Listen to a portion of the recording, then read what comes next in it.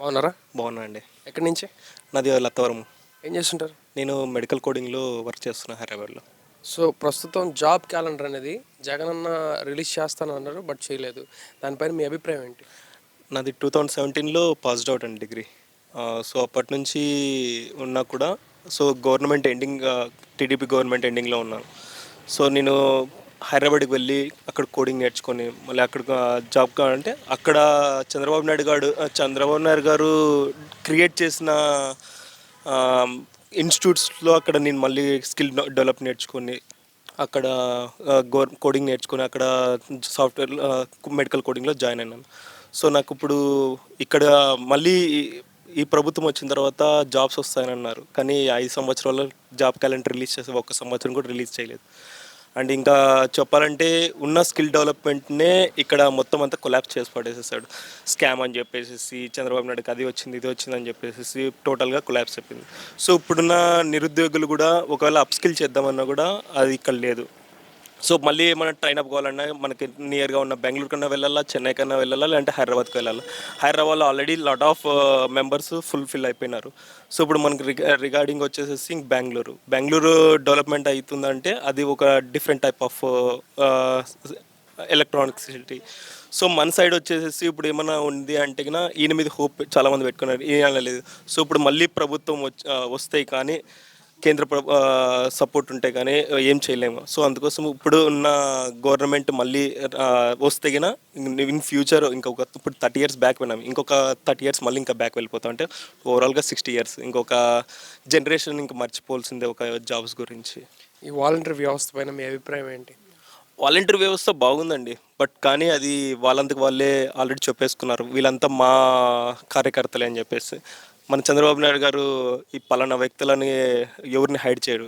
ఎవరైనా కానీ ఇప్పుడు మళ్ళీ ఆయనే చెప్పారు, వాలంటీర్ల వ్యవస్థ ఇస్తాను, 10,000 ఇస్తానని చెప్పాడు. సో చంద్రబాబు నాయుడు గారు వచ్చేసేసి ఏ ఒక్కరిని వెనక్కి తీశారు. బట్ ఏమంటే ఈయన వచ్చేసి వాలంటీర్ వ్యవస్థ పెట్టడం వలన చంద్రబాబు నాయుడు గారు అదే అయితే 60,000 జీతం వచ్చేది. ఈయన వచ్చేసేసి 5 ఏళ్ళు జనరేషన్ వెళ్ళిపోయింది. సో అందుకోసమని ఇప్పుడు ఒకవేళ వాలంటీర్ వ్యవస్థ ఉన్నా కూడా అది కేవలం కొంతమందికి ఉపయోగపడతా కానీ వాళ్ళ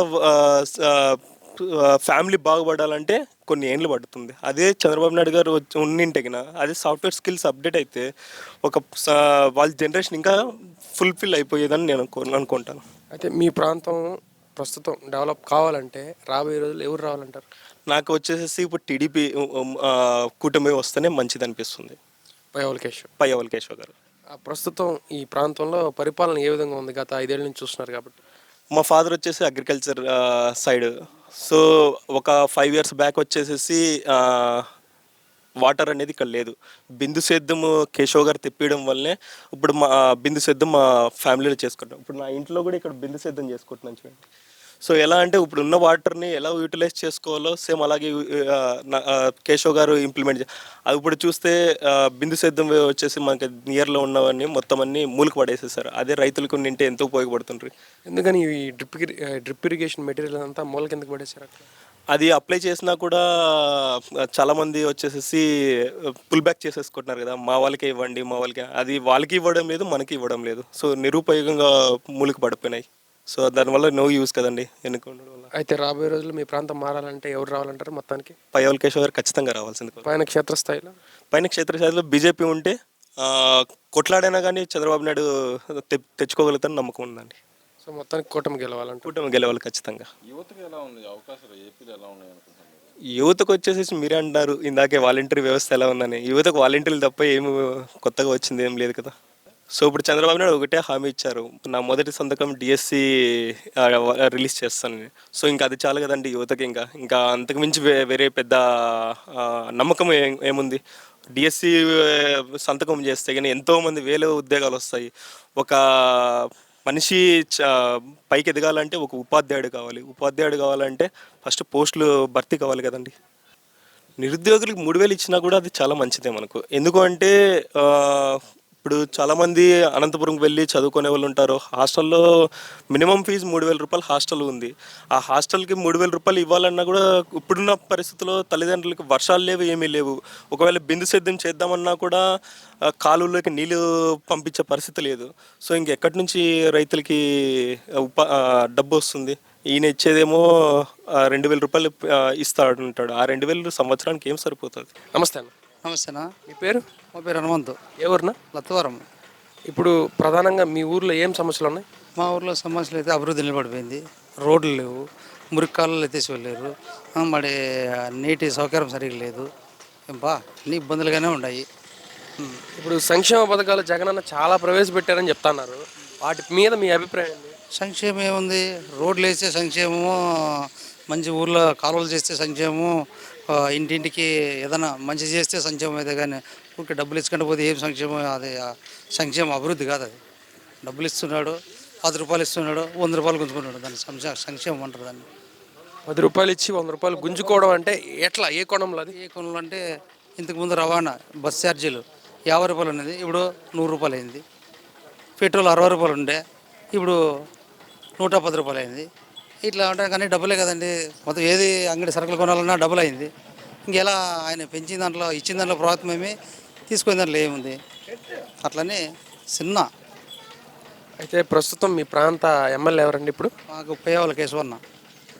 ఆయన ప్రస్తుతం ఎవరున్నారు? అనేది ఇక్కడ విశ్వేశ్వరుడు ఉన్నాడు. ఆయన ఎట్లా చేస్తున్నాడు? పరిపాలన ఎట్లుంది ఇక్కడ? వాళ్ళ గవర్నమెంట్ ఎలా చెప్తే అలా చేస్తున్నాడు. ఆయన ఏముంది, పైన ఎవరు ఎట్లా చెప్తే అట్లా చేస్తున్నాడు. అయితే ఇప్పుడు పయ్యావుల కేశవ్ మళ్ళీ అంటే టీడీపీ తరపున ఆయన గెలిస్తే బాగుంటుంది అంటారా? ఖచ్చితంగా బాగుంటుంది. గెలుస్తాడు కూడా, గెలిపిస్తాం కూడా. ప్రజలు పల్లెల్లోన ప్రతి ఒక్కరు ఇక్కడ మళ్ళీ భయవాళ్ళ కేసు గెలిచే తీరుతాడు కూడా. ఆయన గెలిస్తే ఎలాంటి అభివృద్ధి చేకూరుతుంది మీ ప్రాంతానికి? మాకు భయవాళ్ళ కేసు గెలిస్తే అభివృద్ధి అంటే కేశవన్ అంటే అభివృద్ధి. ఇక్కడ ఏం జరగలనా? ఎందుకంటావు 100 పడకల హాస్పిటల్ కట్టించినాడు. ఇంతకుముందు ఇప్పుడు డ్రిప్ ఇరిగేషన్ కంపెనీ వచ్చేసింది, నిలబెట్టినారు. ఇక్కడే కౌకుంటలో స్టాక్ పడి నిలబడిపోయింది. ఆల్రెడీ ఆ డ్రిప్ ఇరిగేషన్ వచ్చింటే ఈరోజు ప్రతి ఒక్క రైతుకి మాకు వర్షాలు రాకపోయినా నీళ్ళతో బతుకుతున్నాము. నీళ్ళు లేవు, బోర్లు లేవు, నీళ్ళు లేవు. ఉన్న ఈ అభివృద్ధి అనేది కుంటుపడిపోయింది ఇక్కడ. ఎందువల్ల అంటే మీకు సెంట్రల్ గవర్నమెంట్ నుంచి డ్రిప్ ఇరిగేషన్ సామాన్లు కానీ అదేవిధంగా మీకు సోలార్కి సంబంధించి ఏం కూడా రాలేదా? వచ్చే ఎంత స్టాక్ నిలబడిపోయిందండి. మళ్ళా మన చంద్రబాబు నాయుడు గవర్నమెంట్ మా కేశవన్న గెలిచాడు, కానీ ఇక్కడ గెలిచినా కూడా శూన్యం. ఎందుకంటే వాళ్ళు గవర్నమెంట్ ఉంది కాబట్టి వాళ్ళు ఏం చెప్తా జరుగుతుంది. అలాగే అట్లా నిలబడిపోయింది. మళ్ళీ అభివృద్ధిలోకి రావాలంటే చంద్రబాబు రావాలి, ఇక్కడ కేశవన్న రావాలి, అభివృద్ధి జరగాలి.